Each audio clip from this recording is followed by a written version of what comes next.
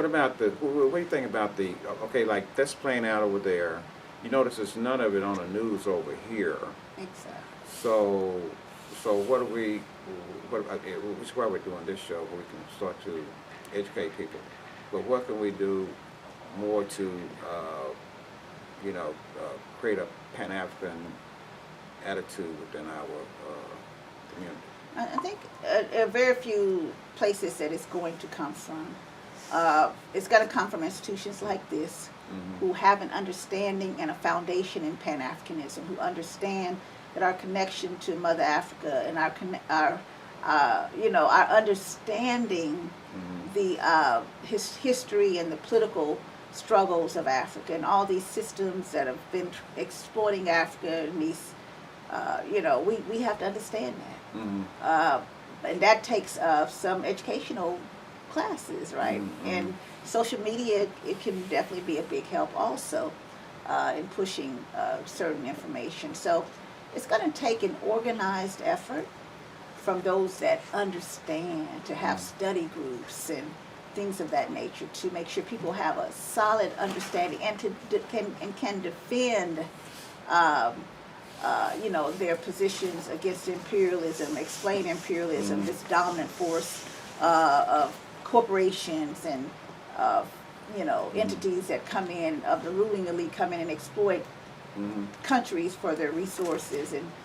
And so, yeah, it's going to take an organized effort of political education and study groups, I think.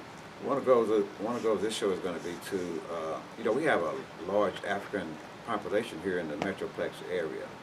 They've been here for years, but yet there's no real connection between, because you got different people, Ethiopians, Somali, but there's no, although we all have some Africans in our family, have married some of them, but there's really no deeper connection between. So what can we do to, grow that and make that more? I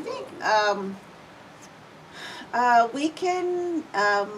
That's a tough one because yeah, it is. Although here in this space, it's probably one space where we do have a large number of people born on the continent come in and talk, but it's just that the overall society keeps us separated. They keep people in their own groups.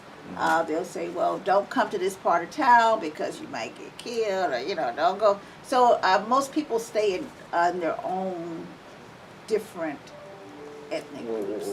Well, I guess what I'm actually asking about, when you immigrate to America, I don't care what color you are, because we're in a caste system. There's a book out called Caste. But anyway, we're in a caste system, and so, irregardless, they're going to gravitate toward wanting to be white, and so that means, in the Africans' case, they kind of have to start hating themselves to. I think the separation part, the reason they have interacted more, because, they just feel like, oh, wait a minute, I don't want to, be with it. Well, a lot of times the organizations that help them get here are not us. And these organizations will sort of guide their actions. Okay, this is the school you're going to go to. This is a church you're going to go to. This is what you're going to. So you are, just to be here, your allegiance has to be to certain organizations and people that help you get here. And so I think that's, for a minute, that's it. The system you described was like I remember. I'm old enough to remember when Drew Pearson and all the Cowboys, they stayed in the community, and then when the big money came, they started. And I know some players. I've talked to some NFL players. They say that they are guided toward white women. I remember. Once Michael Irvin, his crew got here, they quit living in the community. They started living out north, and they've been out there ever since, but before. And so it's kind of the same system that they're on. They're not pro football players, but it's on the same system. Somebody brought them in, they're guiding them on where to go, who to like, who not to like. Yes. So how do we break through that? So even I don't know that we can unless we offer some of the same programs and benefits that these other organizations are offering people, right? Mm-hmm. So So sometimes, what exactly do they do? Well, I mean, you say these I mean, other organizations sometimes they help you get here to this country, right? Okay. You can say you were going through a lot of things wherever you come from. So these Mhm. organizations will help you find help. They'll bring you to America, help you find help, or help you connect with family members here. But you definitely have to, you know, go by Mhm. certain rules. Mhm. You may even have to sign. I will do this. I'm against this. So I'm saying there are certain strings attached sometimes Yeah. that you have to play by their rules at times. You Yeah. can't say you can't come over here and talk Mhm. about revolutionary Right, stuff. right. You Yeah. really have to keep a low profile and in order to keep whatever benefits that you have. You see, it's anecdotal, but you know, a lot of people don't know that there's a Nigerian community down in Tyler, 6,000 strong. Okay, and one of my friends was telling me that one of them told them one time that you know that they were smarter than African Americans. So I'm saying I think that's part of when they come over in that system, they're being told that same thing, and so we're gonna have to work really hard to. Yeah, Yeah. and we know there's a lot of misinformation and division and propaganda put out there. So yeah, we definitely have to push back against a lot of that. Yeah, yeah. So, and again, you know, hopefully this show would be a part of that going forward because I'd like to. You say you know quite a few African folks. We do.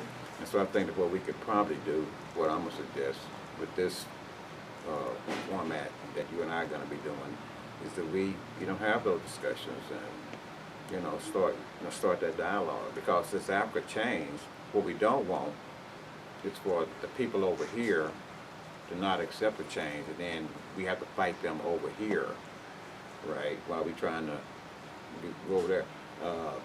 I think her name is Akima. She's ambassador to, she was ambassador for ECOWAS. They're putting together a program to help facilitate because the Africans, again, I posted lots of apologies and all this stuff to African Americans, but what they want to work with African Americans. And so what Ms. Akeem is doing, she's putting together a program, and hopefully we're hooking up with her and so forth. She put together a program to, I guess, because see, we want to do good business with each other. We got scammers on both sides. Let's be, you got scammers on both sides. But we need to set up a process, infrastructure where we can actually do business with each other and know who we're doing business with. So, so as we do that, we're going to have to again, more education, and so forth, so on. Well, hopefully, in the near future, as things change here in America, maybe, well, not maybe, it will impact how they look at us over there. But my biggest piece is the cultural piece. We're going to have to, again, we've got to work hard with that because, again, I don't want to go to Africa and think I'm in Dallas. You see what I'm saying? So we got to work really hard on that one. So is there anything else you want to talk to us about that I may not have, thought of that you say, I really want to tell the people about this right here? No, I think I'm just very thankful for the discussion, and I know and I have faith that some people say, we'll never come together, but no, shut up. I want to tell them to shut up because we are coming together. There's more unity than disunity among our people, and that there's nothing man and woman cannot solve collectively together, and that we are winning. And we just have to know we're winning. We have to go with our ancestors, and our culture tells us to go with what was in the beginning and what will be in the end. In the beginning, there was good, there was God, everything was good. So we have to have faith to know that will also be in the end. In the end, we're going to win. And we're winning, so I'm just... Let's exchange a few isms. Okay.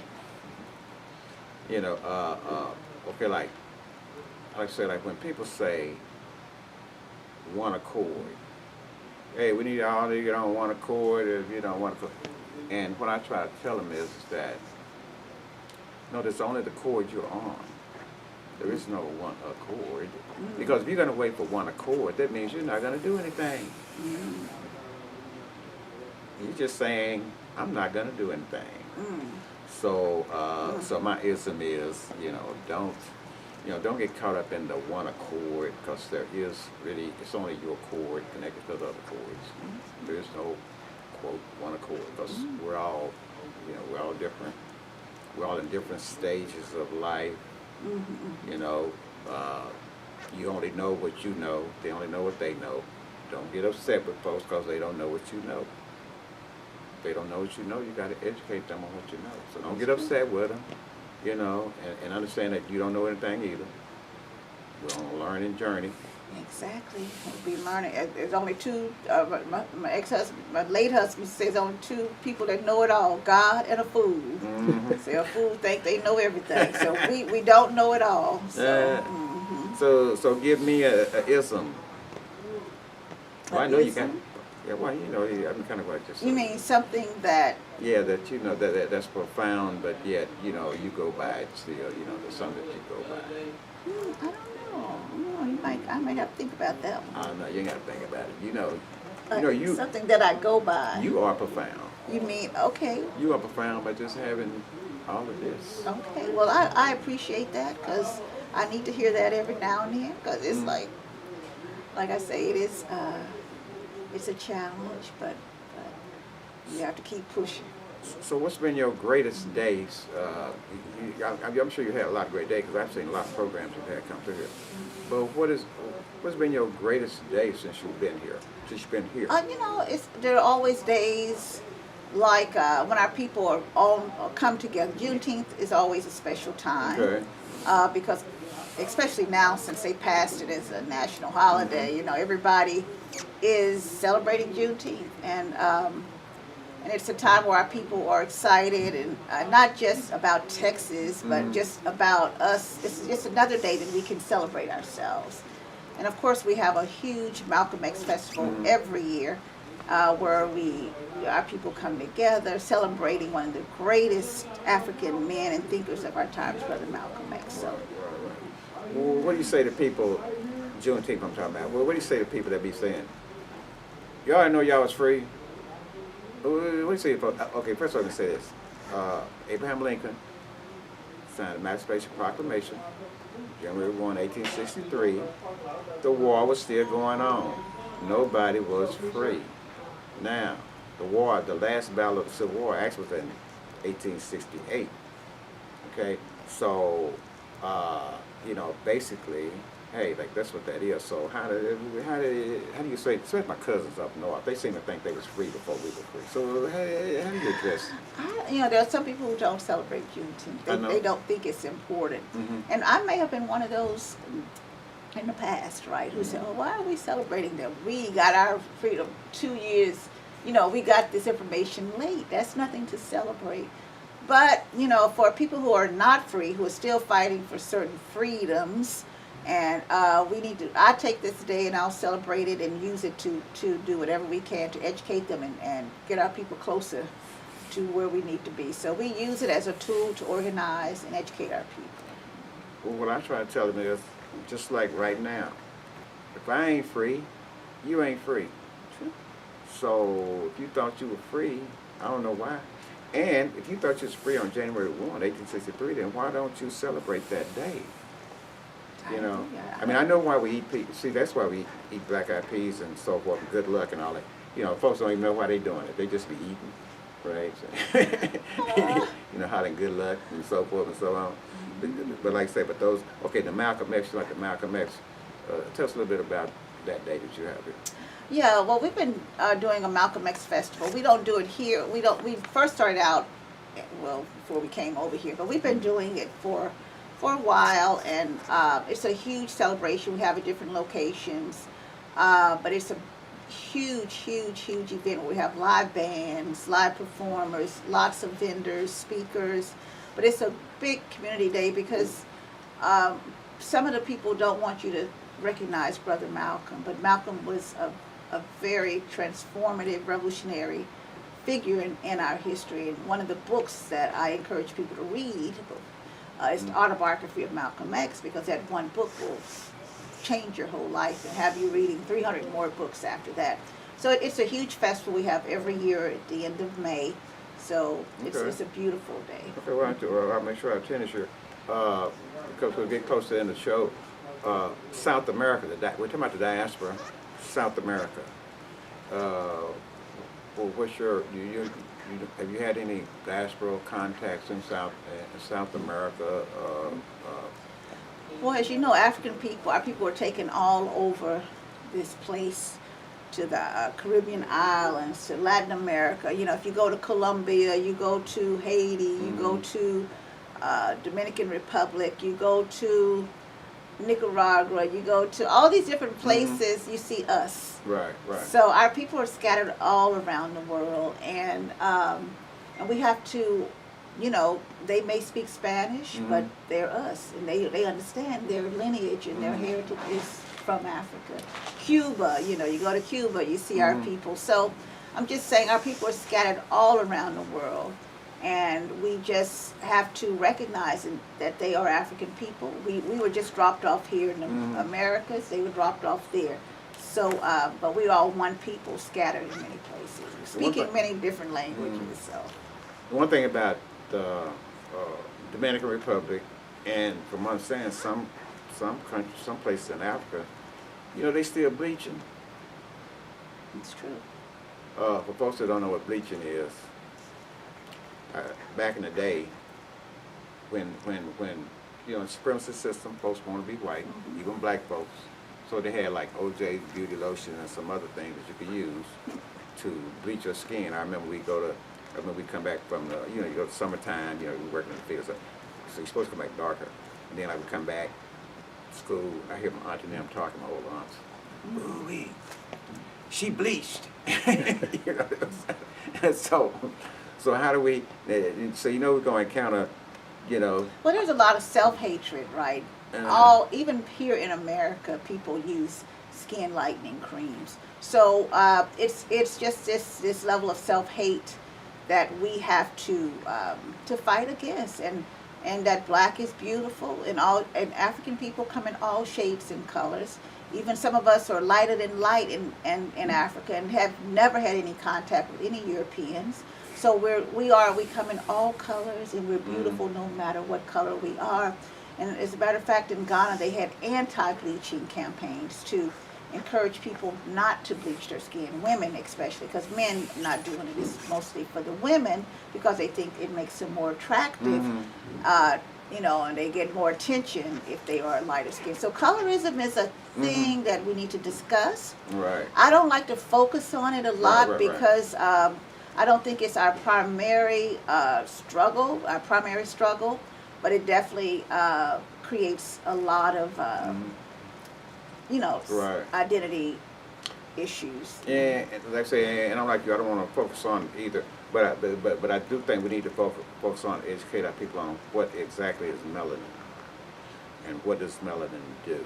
And so melanin has a property to it, and so that's what we're not educated about. I think we were educated about the properties of melanin. I think that you probably see less bleaching. They understood, you know, what it actually was, what it actually is. And I think, you know, and all people have melanin.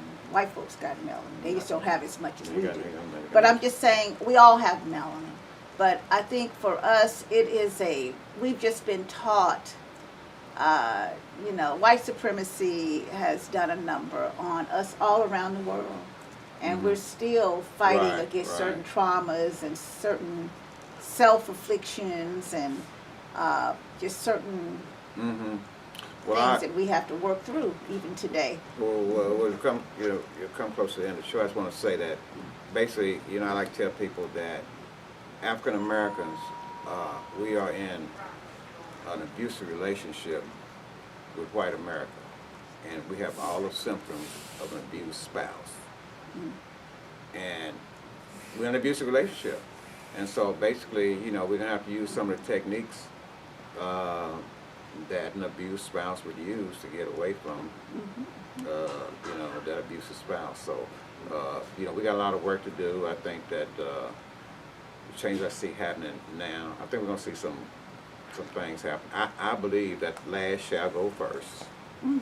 So I just want our people to, you know, hold on to that and just basically just stay in the present. You know, be present, be right now. Whatever you're going to plan for the future, plan it right now in the present. Don't talk about it. You got to have some action to go with the words. So you got on here any kind of last words, any last thoughts you have just to close out the program? Do you have any last thoughts or something? We need to hear something. If you, I tell you what, sing something in Africa. Oh, please. You don't want to hear me sing. But no, I'm just, again, I have faith, as we've always been taught. And I am a praying woman. I have, you know, and I not only do I pray, but I move my feet. You know, faith without works is dead, as you said. We have to act. We have to, but we have to be organized. We have to come together knowing what we're organizing for, why we're doing it, and who, you know, what we're for and what we're against. So definitely we have to be more organized. So I encourage people to organize, agitate, organize, right? So organization is the key. And the key to life is to have no fear. So we have to be courageous, like Dr. King taught us, to go against those very challenging things, you know, dogs. One thing Dr. King taught us is to be courageous and to move forth in courage. So I encourage people to understand that the key to life is to have no fear. Right. And just piggyback on that. Just remember, the power only have the power over you because of your fear. Lose your fear, and they lose their power. They have no power here. I quit that. It's just great talking to you. Thank and I look you. forward I appreciate it. I look forward to doing you know, some more shows, because what we want to do is educate people Yes, sir. about the diaspora. And so, so that was it for you. You sure ain't got That's one more it word? for me. I'm done. It's all on you now. Okay, well, this is Arthur Fleming, Civil Rights Today present. Thank you until next time. Thank you.